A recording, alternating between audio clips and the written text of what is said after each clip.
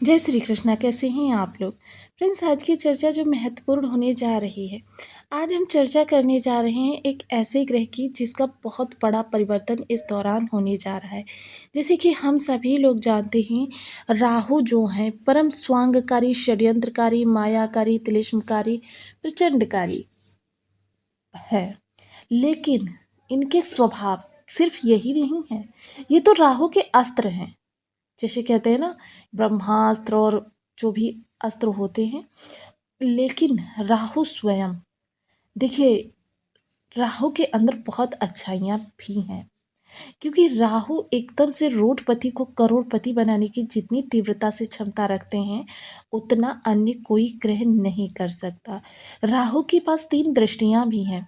जैसा कि देखिए, मैं आपको काफ़ी समय पहले ही मैंने बताया था कि राहु आपके एक साथ 10 भावों को कवर करते हैं। किस तरीके से कवर करते हैं ये भी बताया था, लेकिन आज मैं आपको एक बार फिर से बता दे रही हूँ। कुछ लोग हमारे साथ नए जुड़े हैं, उन लोगों को सुविधा हो जाएगी। देखिए, राहु के जस्ट सामने होते हैं केतु। हालांकि केतु जो है परम सात्विक प्लेनेट है, लेकिन राहु की सप्तम दृष्टि में होने के कारण दृष्टि प्रभाव इन पर पड़ता है, जिसकी वजह से ये भी पापवत ही हो जाते हैं। वहीं वक्री स्वभाव, एक ग्रह आगे एक भाव पीछे, दोनों ही ग्रहों के साथ सेम अवस्था रहेगी, क्योंकि राहु केतु कभी मार्गी होते ही नहीं है। हर ग्रह से अलग इनका स्वभाव है।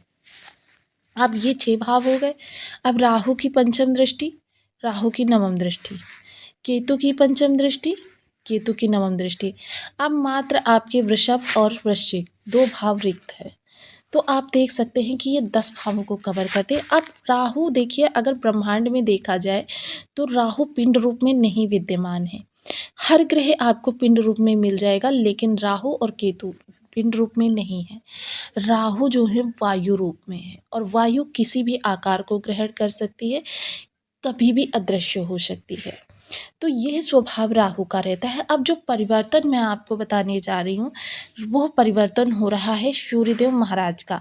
वह अपनी मित्र राशि यानी कि कन्या राशि को छोड़कर अब तुला राशि में गोचर करते हुए दिखाई देंगे। सबसे बड़ी बात यह होगी कि तुला राशि में सूर्य नीच के होते हैं। जिस तरीके से ये मेष राशि में उच्च के होते हैं वर्ष में एक बार, उसी तरीके से शुक्र की तुला राशि में ये नीच के हो जाते हैं। अब जब ये तुला राशि में नीच के हो जाएंगे तो मंगल के द्वारा इनको बल प्रदत्त होगा। हालांकि जो ग्रह नीच का होता है उसकी हर चीज़ में आपको कमी प्राप्त होती है। जैसे सूर्य है, हम सूर्य के प्रभाव आपको जो बताते हैं, आत्मा, आत्मशक्ति, आत्मविश्वास, जॉब, नौकरी, प्राइवेट सेक्टर, गवर्नमेंट सेक्टर, पिता, आरोग्यता, आँखों के, और वहीं आपके शासन प्रशासन के अधिकारी वर्ग के, इन सभी चीज़ों के कारक सूर्यदेव महाराज इन सभी चीज़ों में कमी दिखाएंगे। लेकिन यहाँ पर यह देखना भी जरूरी है कि राहु के साथ इनका नवम पंचम योग निर्मित हो रहा है। राहु के साथ नवम पंचम योग निर्मित होने के साथ साथ, क्योंकि नवम पंचम के बारे में देखिए, मैं सदैव आपको बताती हूँ, शत्रु ग्रह भी होते हैं तो भी वह एक दूसरे के साथ मित्रवत व्यवहार करने लगते हैं, एक दूसरे को लाभ प्रदत्त करने लगते हैं, एक दूसरे के मार्ग के कांटे निकालने लगते हैं। लेकिन यहाँ पर देखिए, सूर्य का ये नीच होना, हालांकि देखिए चिंताजनक कोई स्थिति नहीं है। 3 से 4 दिन का समय काल रहेगा, जो आपको काफ़ी सावधानी से बिताना होगा। उसके बाद शुक्रदेव जब राशि परिवर्तन करके यहाँ पर आ जाएंगे तो क्या होगा, सूर्य का नीच भंग होगा। जिसकी वजह से जब ग्रह का नीच भंग होता है, देखिए ज्योतिषीय सूत्र क्या है कि ज्योतिषीय नीच भंग होने के 3 सूत्र हैं। अब जो शुक्र ने सूत्र बनाया हुआ है वह क्या है कि देखिए, जब भी किसी राशि में ग्रह नीच का हो रहा हो और राशिपति स्वयं वहाँ पर विराजित हो जाए, तो वह उस ग्रह का नीच भंग कर देता है, और जिस ग्रह का नीच भंग होता है वो उच्च के समान प्रभाव देने लगता है। तो ये बेहद महत्वपूर्ण समय काल रहेगा, जो कि आपको 4 से 5 दिन का समय काल आपको बिताना है। हालांकि दिवाली का जो समय काल चल रहा है, सबसे पहले तो आपको दिवाली की हार्दिक शुभकामनाएं। आपके लिए बहुत महत्वपूर्ण होने वाला है। वहीं देखिए, ये तीनों ही ग्रह जो होंगे राहु की नवम दृष्टि से दृष्ट होंगे। अब अगर आप रेगुलर विजिटर हैं तो इतना अब तक आप समझ गए होंगे कि मैंने देखिए हर ग्रह की दृष्टि के बारे में, क्या किस दृष्टि का प्रभाव है, किस दृष्टि का क्या स्वभाव है, आप पहले से ही इस बारे में जानते हैं। और जो लोग नहीं जानते हैं तो राहु की नवम दृष्टि अमृत तुल्य होती है। जिस प्रकार से गुरु की दृष्टियों में अमृत भरा होता है, उसी प्रकार से राहु की नवम दृष्टि में अमृत भरा होता है।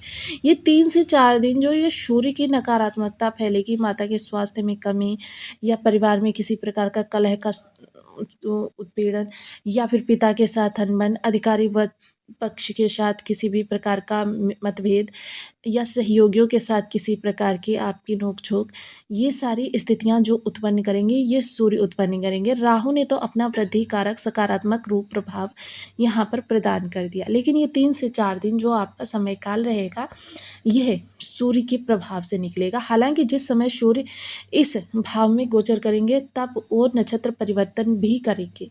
नक्षत्र परिवर्तन करके ये चित्रा नक्षत्र में चले जाएंगे। चित्रा नक्षत्र जो कि मंगल देव का नक्षत्र है। अब यहाँ पर ये जो 3 ग्रहों की तिकड़ी बनी हुई है, यह आपके लिए किस तरीके से प्रभाव देने में सक्षम है, क्योंकि चित्रा नक्षत्र मंगल देव का नक्षत्र है। सूर्य जहाँ स्वयं राजा हैं, वहीं मंगल स्वयं सेनापति हैं और बुध युवराज है। तो यानी कि तीनों के प्रभाव जब एक भाव से प्राप्त होंगे तो आपके लिए कीर्तिमान स्थापित होने की। लेकिन सूर्य क्या है, यहाँ पर जहाँ पर बैठे हुए हैं वहाँ पर सूर्य देखिए कारक नहीं होते हैं, लेकिन सूर्य की सप्तम दृष्टि जिस स्थान पर जा रही है वहाँ पर सूर्य कारक भी होते हैं, दिग्बली भी होते हैं और शासन प्रशासन संबंधी कार्य, जॉब संबंधी कार्य, इन सभी कार्यों के लिए बेहद महत्वपूर्ण होते हैं। अब यहाँ पर देखिए 3 से 4 दिन आपको कोई नए कार्य में प्रवेश नहीं करना है। अगर आपके पहले से चले आ रहे हैं और उनमें कोई फेरबदल करना है, कोई चेंजेस करने हैं तो आप कर सकते हैं। वहीं देखिए अगर आप नई जॉब के लिए इंटरव्यू देना जाना चाहते हैं तो देखिए प्रयास कर लीजिए, लेकिन क्या है आपको ऐसा करना नहीं चाहिए, क्योंकि जॉब तो बेशक से आपको मिल जाए, क्योंकि 100% श्योरिटी जब होती है तभी व्यक्ति उस स्थान पर जाता है। लेकिन आप उस जॉब से ना तो संतुष्ट होंगे और ना ही वो जॉब आपके लिए लाभकारी होगी, क्योंकि जब जॉब का कारक ग्रह ही आपका विषम अवस्था में है तो विषम समय पर किए गए प्रयासों से आपको दीर्घकालिक लाभ की प्राप्ति नहीं हो सकती। ये एक शाश्वत सत्य है। वहीं देखिए इस दौरान धन संबंधी आपको बहुत एहतियात रखनी है। कुटुंबियों के साथ जो भी आपके लेन देन या किसी प्रकार का रिलेशन, वाणी पर तो बहुत सतर्क रहना है। वाणी जो है आपकी, उसके लिए अगर आप सतर्क नहीं रहते हैं तो ये काफ़ी आपके लिए 3 से 4 दिन का समय काल है, तो आपके लिए काफ़ी दुखदायक स्थिति भी उत्पन्न कर सकती है, क्योंकि रिलेशन जो होते हैं वो हमारी अमूल्य धरोहर होते हैं, जो हमारे मुश्किल दौर से निकलने में हमारी बहुत ज़्यादा मदद करते हैं।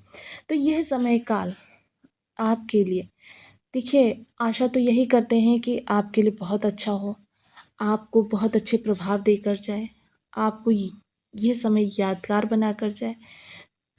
आपको वीडियो कैसी लगी मुझे कमेंट बॉक्स में ज़रूर बताएं। चैनल पर न्यू है तो प्लीज़ वीडियो को लाइक शेयर, चैनल को सब्सक्राइब करना बिल्कुल ना भूलें।